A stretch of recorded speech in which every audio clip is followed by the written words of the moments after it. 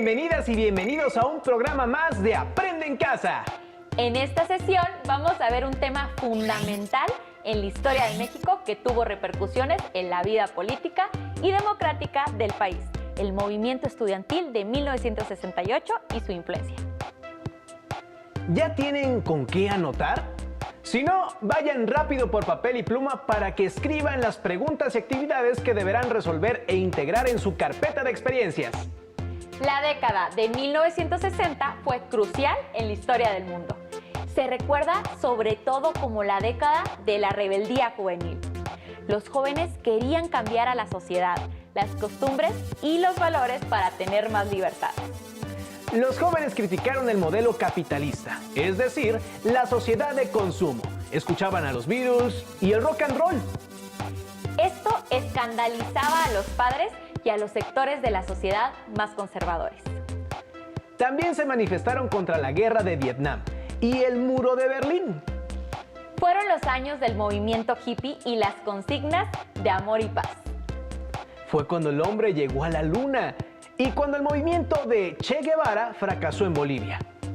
En esa década asesinaron al presidente estadounidense John F. Kennedy y al líder afroamericano Martin Luther King. En nuestro país también hubo diversos movimientos sociales y civiles. Por ejemplo, en 1964 los médicos de la Ciudad de México se levantaron en huelga exigiendo mejoras en sus derechos laborales. En respuesta, el gobierno los encarceló y despidió a decenas. Además, en 1966, estudiantes de Michoacán realizaron manifestaciones. Al año siguiente, en 1967, estudiantes de Sonora también llevaron a cabo protestas. Por otra parte, entre los meses de julio y octubre de 1968, se realizó la represión más grande cometida contra los estudiantes. El 2 de octubre de 1968, en la Plaza de las Tres Culturas, en Tlatelolco, Ciudad de México, se llevó a cabo el momento más álgido del problema. Les pedimos estar muy atentos a la información que se presenta en el siguiente video. Al finalizar, elaborarán un cuadro sinóptico de las causas que propiciaron el movimiento estudiantil. Vamos con el video. En la década de 1960, el control del Partido Único sobre la vida política y social de México generó muestras de descontento entre algunos grupos sociales. Las demandas de mayor justicia social y de libertad para elegir autónomamente a sus líderes sindicales estuvieron en la base de los movimientos de ferrocarrileros, electricistas, médicos y maestros durante las décadas de 1950 y 1960. La respuesta del gobierno a estas demandas incluyó algunos intentos de negociación, pero predominó la represión para poner fin a los movimientos obreros. La represión, la persecución y el encarcelamiento de los líderes fueron la pauta en las relaciones entre el gobierno y los grupos inconformes. En 1968 tomó fuerza un movimiento protagonizado por estudiantes de 3 universidades, preparatorias e institutos de educación superior de varios estados del país. Muchos de ellos salieron a las calles a exigir el cumplimiento de sus peticiones y a expresar su inconformidad ante diversas situaciones sociales y políticas.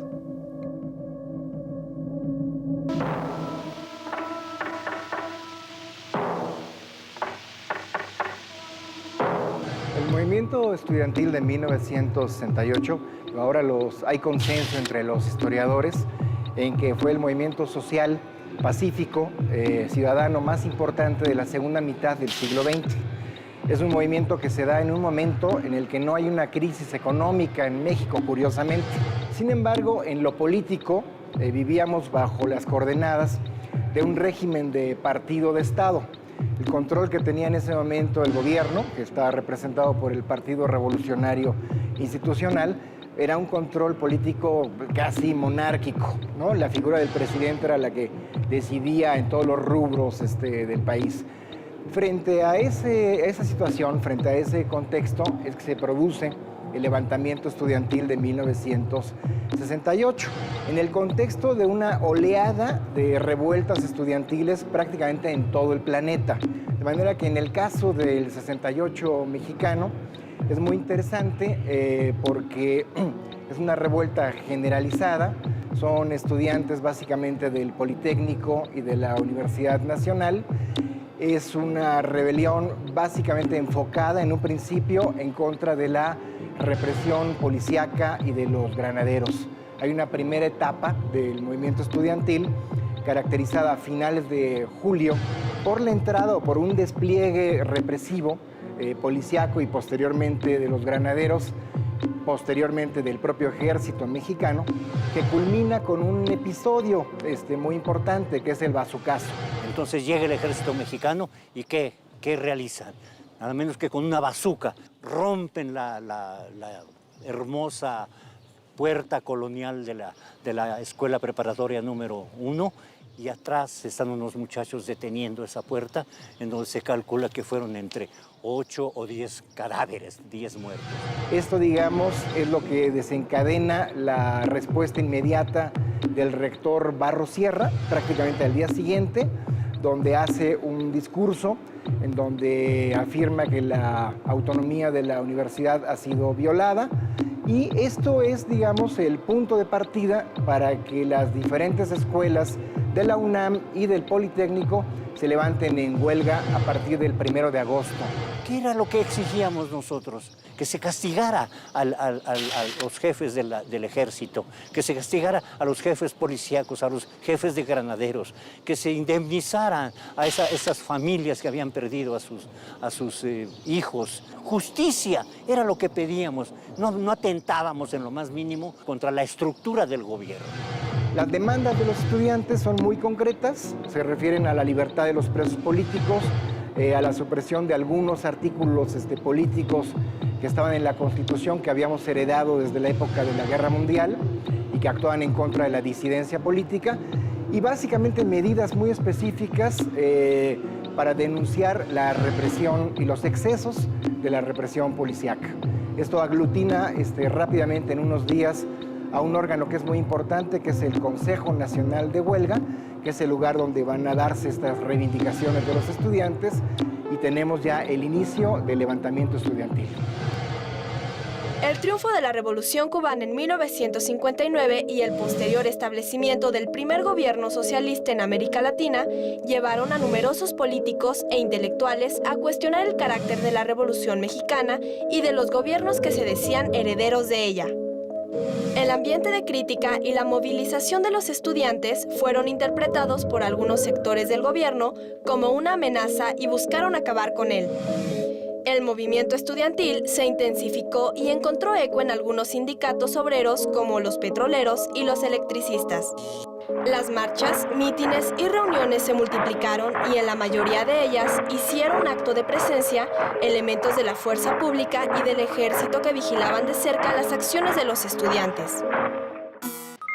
El movimiento estudiantil comenzó el 22 de julio, cuando alumnos de la Vocacional 5 y de la preparatoria Isaac Ochoa Terena fueron reprimidos por la policía. Las autoridades del UNAM y el Politécnico se oponían a que el gobierno utilizara la fuerza como forma de resolver los conflictos. Pero la falta de espacios democráticos y la constante represión del gobierno de Gustavo Díaz Ordaz movilizaron a los estudiantes, no solo de la capital, sino de otros estados de la República.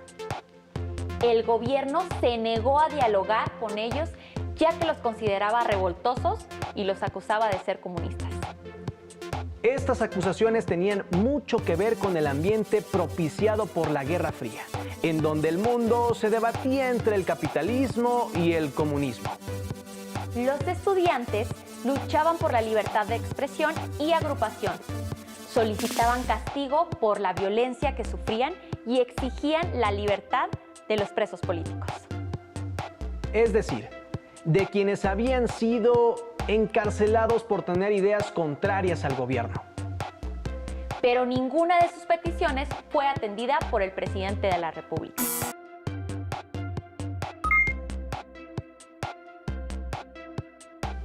En el siguiente video observarán diversos carteles de protesta. Elijan el que más les guste y traten de describirlo.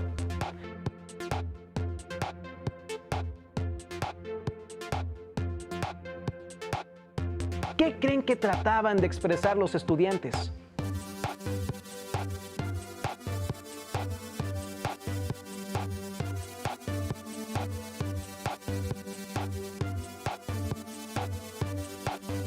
Guarden sus respuestas en su carpeta de experiencias.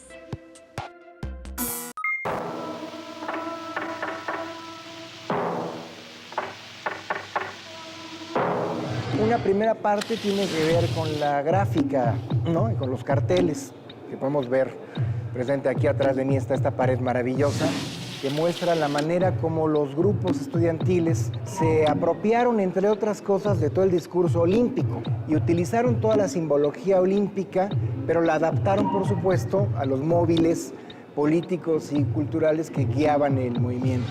Entonces tenemos a la Paloma de la Paz atravesada por una bayoneta, tenemos la figura de Díaz Ordaz que se convierte en una figura gorilesca, en fin, toda la parafernalia ahí de las Olimpiadas aplicadas de una manera muy lúdica, muy creativa. Yo creo que esta es de las partes centrales del movimiento, también desde la fotografía. La parte de la cobertura fotográfica del movimiento es sumamente importante. Tenemos una serie de fotógrafos que actuaban, algunos para ciertos periódicos, otros por la vía independiente, que hicieron coberturas fotográficas que hoy podemos ver a través de Héctor García, de Rodrigo Moya, de Bordes Mangel, donde nos marcan ciertas secuencias de las marchas callejeras que hoy forman una parte muy, muy importante de lo que sería la historia del fotoperiodismo estudiantil. Entonces, la parte gráfica y fotográfica, incluso cinematográfica a partir de los documentales, yo diría que es una de las partes centrales de los capítulos culturales del movimiento estudiantil del 68. El movimiento estudiantil se da en un momento muy importante desde el punto de vista cultural, es decir, finales de la década de los 60, un momento en el que hay una gran irrupción musical, ¿sí?, a través de todo el movimiento del rock. Tenemos, por otro lado, dentro de la literatura, quizás la gran crónica del 68, la crónica fundadora, esté a cargo de Elena Poniatowska. Por supuesto, también el texto de Carlos Monsiváis, ¿no?, de Díaz de Guardar. En cuanto a la parte poética, yo creo que habría que mencionar el poema de la plaza de Octavio Paz. Hay que recordar que Octavio Paz era embajador de México en la India y que es uno de los pocos intelectuales vinculados al gobierno que renuncia a partir de la masacre del 2 de octubre, a diferencia del resto de la clase política que se encarga como de justificar al régimen de Díaz Ordaz. La música fue un instrumento central en la movilización estudiantil. Mítines, asambleas, discusiones en las escuelas, en las guardias, los estudiantes hicieron de ella un instrumento de protesta. Además del rock en inglés, los estudiantes utilizaron la música de protesta latinoamericana, de autores e intérpretes como Violeta Parra y Mercedes Sosa. Pero también cantaron jóvenes mexicanos como Óscar Chávez y Judith Reyes. ¿Los han escuchado? Por otra parte, como en octubre de 1968 se realizarían las Olimpiadas en México, uno de los eventos internacionales más importantes en la historia del país, el gobierno pretendía dar una imagen de progreso y modernidad, por lo que se planteó detener a los estudiantes. En una manifestación realizada en Tlatelolco el 2 de octubre, un batallón conocido como Batallón Olimpia abrió fuego contra los estudiantes. Vamos a ver el último video de la sesión. Fíjense muy bien en las imágenes, pues al concluir elaborarán una opinión sobre lo ocurrido.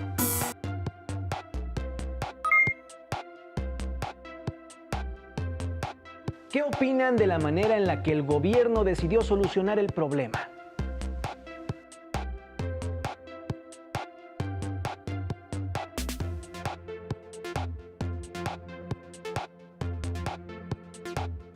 ¿Cómo hubieran resuelto el problema?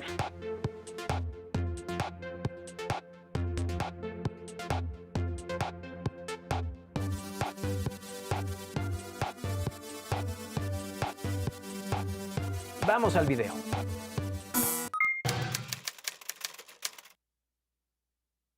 Yo era el quinto orador de donde estaba allí precisamente la tribuna. Cuando yo quise entrar por esa escalera, fue imposible, porque el Estado Mayor Presidencial, disfrazado de civil, no dejaban entrar a nadie. Entonces yo me dirigí precisamente ahí, a esa escalera. Cuando yo iba subiendo por esa escalera, ya estaba el mitin, ya había empezado el mitin.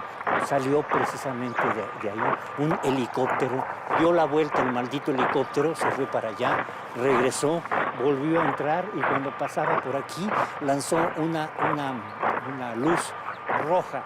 En ese momento salieron las metralletas de esa azotea, de estas ventanas también, de la azotea de la iglesia, de la azotea del edificio de Relaciones Exteriores, y por allí entró el ejército lanzando también fuego, entraba así, inclusive a bayoneta calada, venía entrando porque todo esto estaba ocupado. En ese momento empieza la balacera, se acerca un muchacho y me dice: maestro, tenga usted cuidado porque si lo ven lo matan, vámonos de aquí.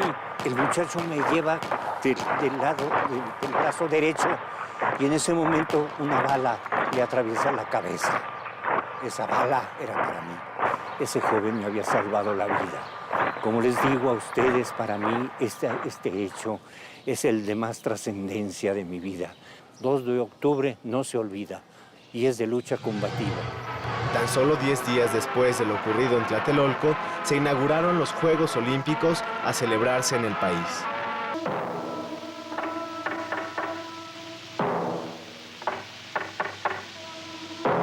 El 68 tiene una serie de repercusiones positivas, en términos de que sin duda alguna en el 68 se cuestionó por primera vez este régimen de partido de Estado que gobernaba México.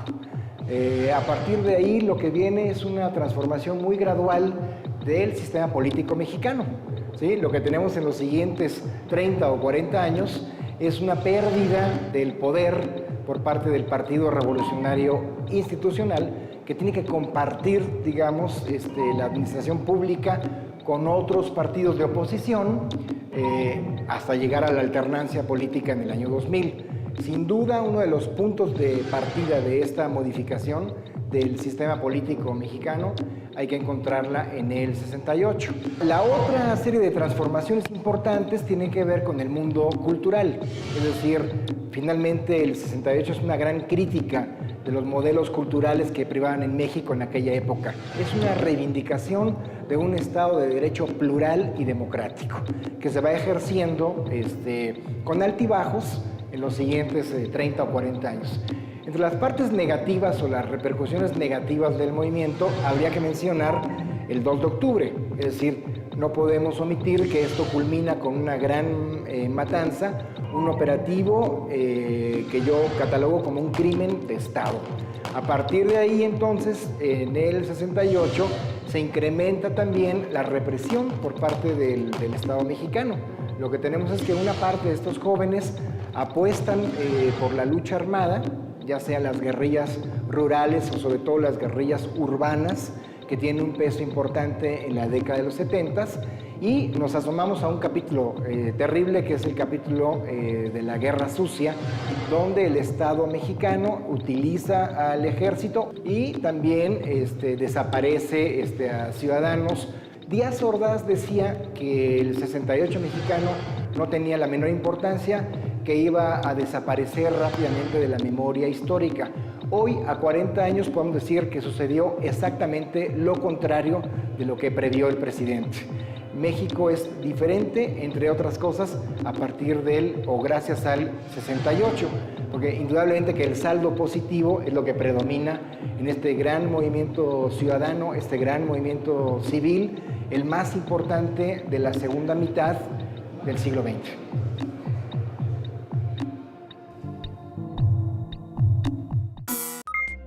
Después de lo ocurrido en 1968, la represión continuó.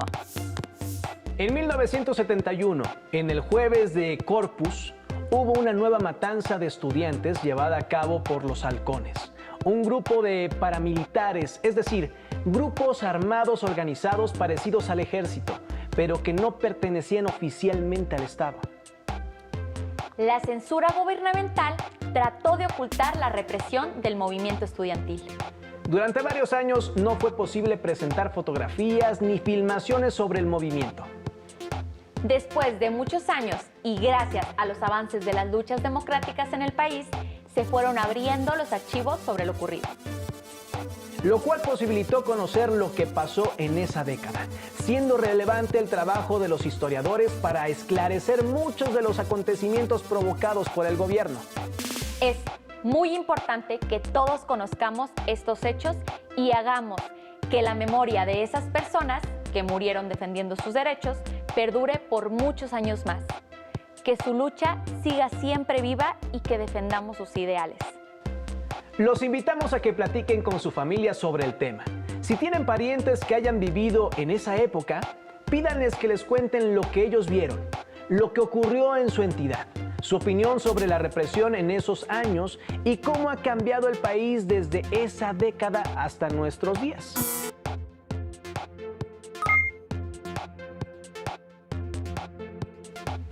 ¿Quién era el presidente de México cuando ocurrió la matanza de 1968?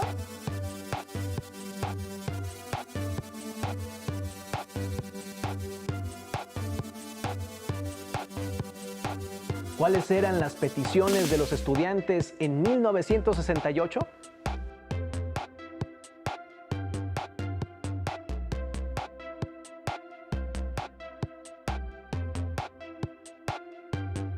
¿Por qué se dice que el 2 de octubre no se olvida?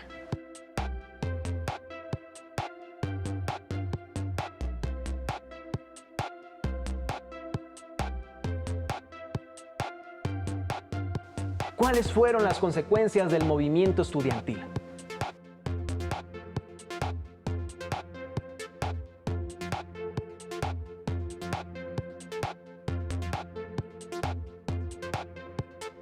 Integren sus respuestas y actividades realizadas durante la sesión en su carpeta de experiencias. Para conocer más del tema, los invitamos a leer el libro Hablemos de los años 60, La rebeldía, de Enrique Rauschenberg. Gracias por acompañarnos. Continúen viendo la programación de Aprende en Casa. ¡Hasta pronto!